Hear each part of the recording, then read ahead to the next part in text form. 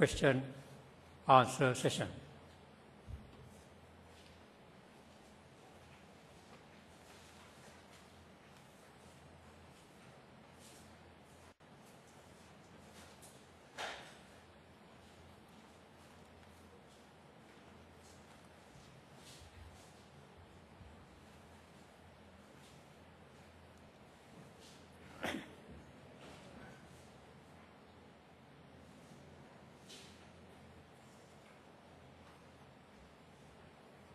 Please address your questions to this particular presenter.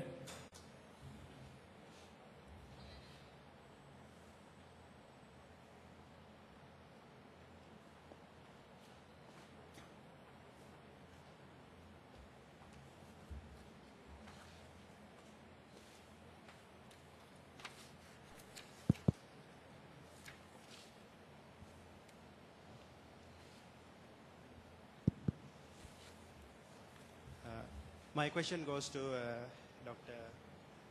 Samarakon. In your presentation, you mentioned that waste generation for developing countries, average income and public attitude like literacy affect waste generation. So can you please elaborate this a little more, and could you please explain as to how this relate with the developing countries? These two parameters. Yeah, actually, when we consider these factors affecting on waste generation rate, so we can clearly separate or divide developing and developed. I mean, because if you consider the developed case, so now they have implemented very advanced models for waste, solid waste management. So that solid waste management practice include all these things, starting from solid waste generation. So they develop some mechanisms to manage this one without causing any adverse environmental or social or whatever impacts. So if I mention this case in developed countries, so they are education. Actually, if I take an example, the situation in Japan. So people, they have some programs for even elementary school students. So in their schools, they are learning how we segregate solid waste at the source. Okay, so that means public attitudes, they change from the beginning. But in all of the developing countries, we don't have that mechanism. Therefore, for example, in our houses also, we don't know this one. We don't have sufficient knowledge to segregate the waste. Or, I mean, waste generation rate actually, can be controlled. So developed countries, they have control by using various methods. This public attitudes is one of the major factors effective. So in our countries, we don't have that mechanism still. So the best thing is to educate people from the elementary level. So then only we can change people's mind to do this.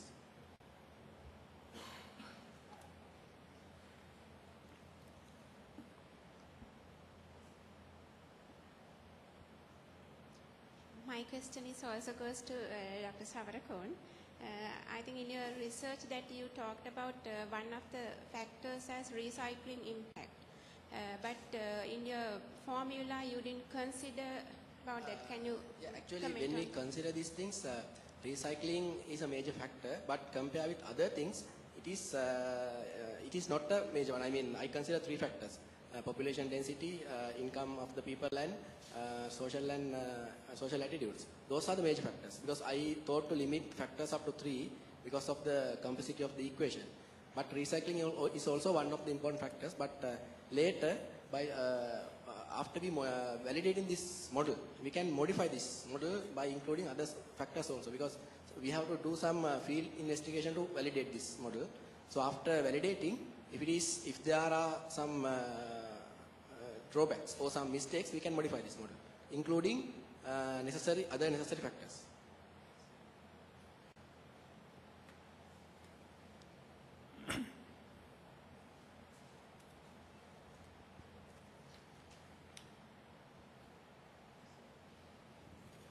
Yes, my question goes to Ms. Veerakorn. Now, when it comes to wastewater, Real cleaning means that harmful pollutants are converted into less harmful products. Probably your wetland system does that. But is it applicable also to harmful materials like mercury, cadmium, and such heavy metal things, arsenic?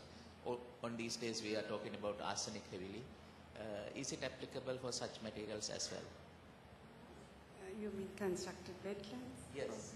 Yeah, the research are going on to see whether they can absorb by these plants.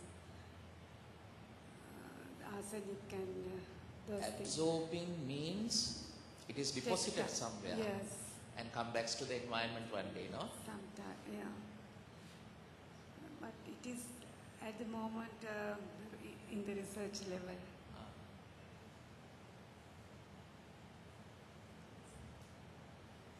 Right, my next question goes to Mr. Gunawardana. Sir, can I add some more? Yes, please.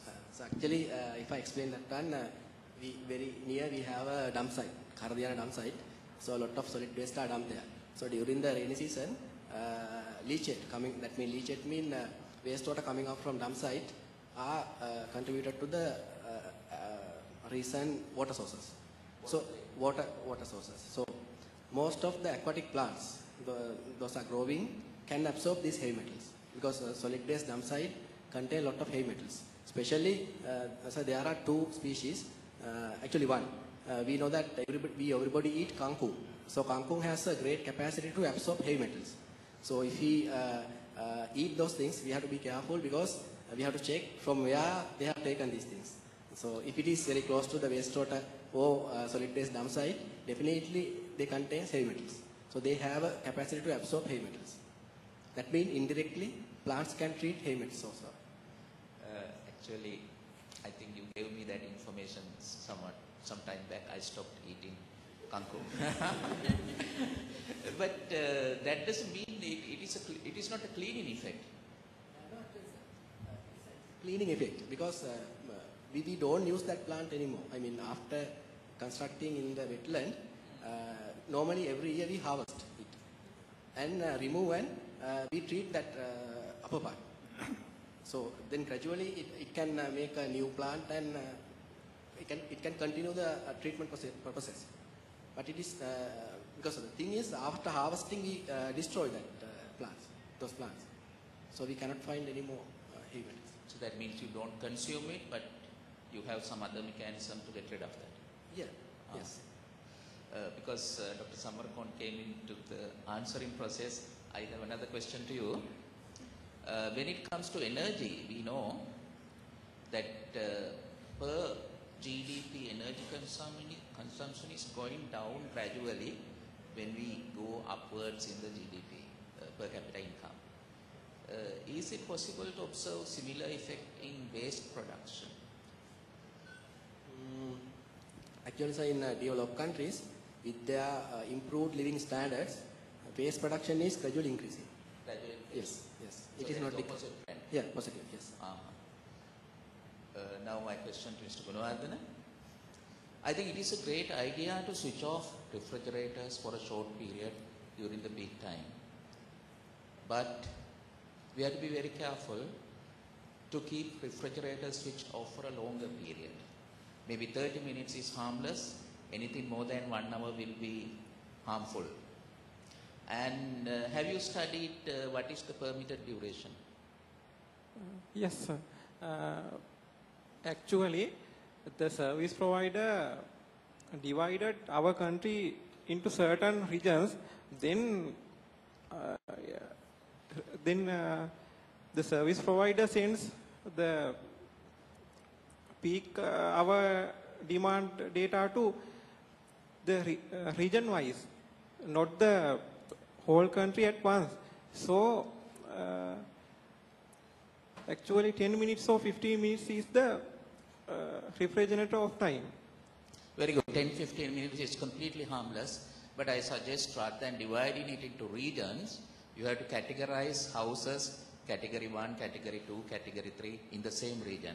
And because with electronic signals it is possible, when one signal goes, category 1 switches off, and when the second signal goes, category 2 switches off, like that. Yes, sir.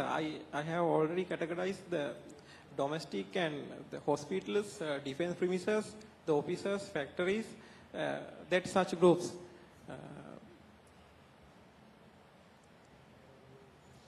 It will be wise even to categorize households, give numbers, odd numbers, even numbers. Then you can give only two, but you can think of a larger set of numbers, and then when neighbor is having his refrigeration, my one is off, and vice versa. Thank you so much for your ideas.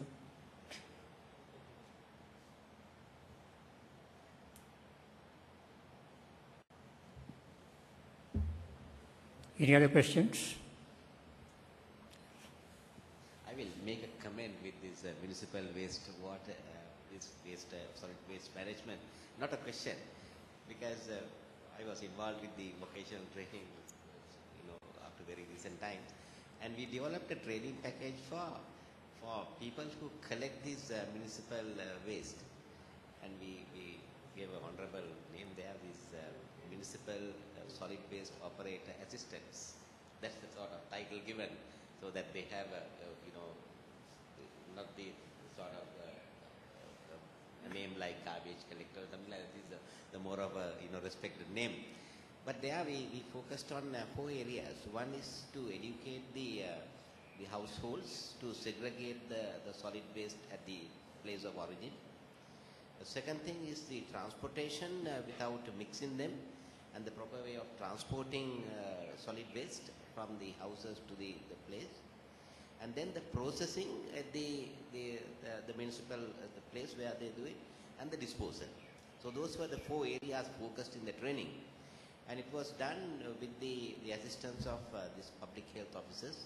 All that, the competency standards developed, the training was done, and it was done very, very successfully. And some of these municipal councils like Balangoda, then few areas here, Kaduwela, and they implemented it quite successfully. And even the operators, the collectors, they were very health conscious. Actually, we gave them a uniform, the way to handle the gloves and all that. So it became a fairly successful, and it need to be replicated in other parts of the country. But I think this kind of interventions at the grassroots level also can make a greater impact on municipal waste handling.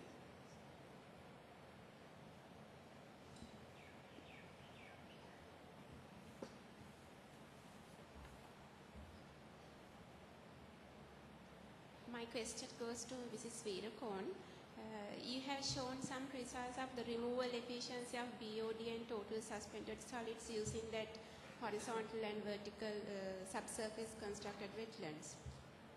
So if you compare those results with conventional wastewater treatment, what can you say about that comparison? The removal efficiencies, I'm asking what the BOD, especially BOD and total suspended solids.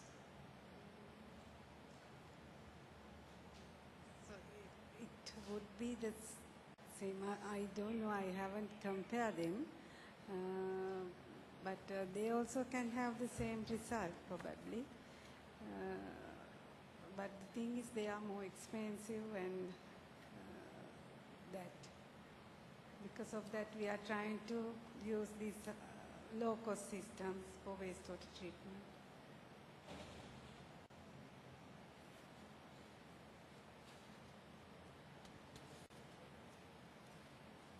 However, when you come to coliform removal, these constructed wetlands are more effective.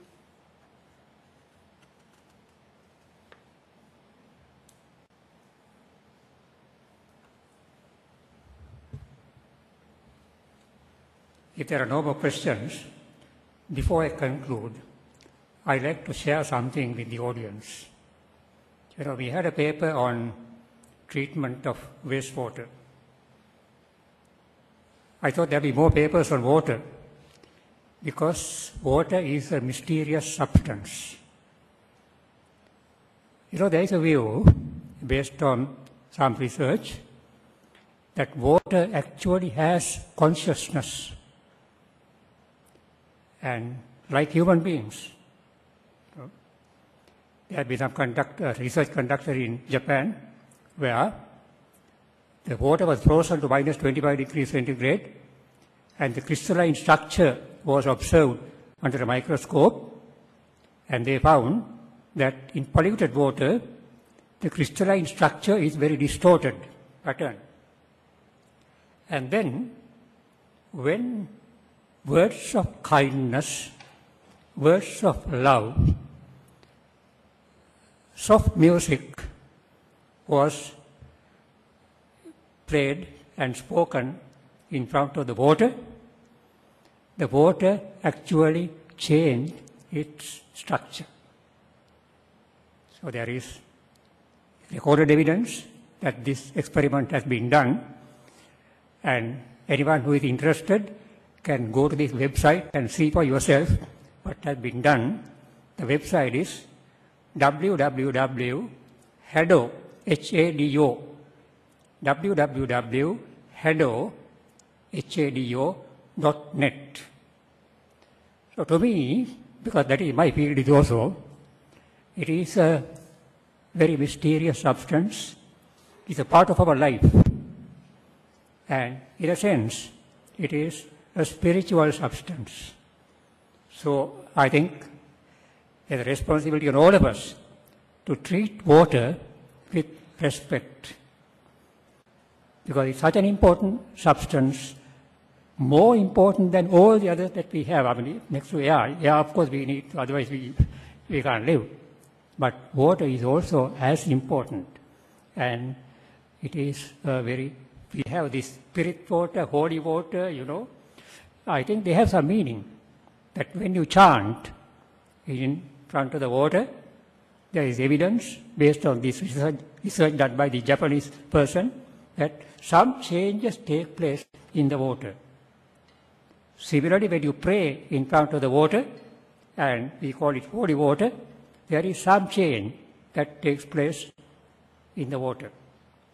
So my message to you at the conclusion of the session is treat water as a very, very special substance, and it has some sort of consciousness just like we have. So thank you all for taking part in this session, and I must thank and congratulate all the presenters for their preparation of the paper as well as for the excellent presentation. I hope you all will keep up your research and come back with more research at the next time that we have a session like this. Thank you.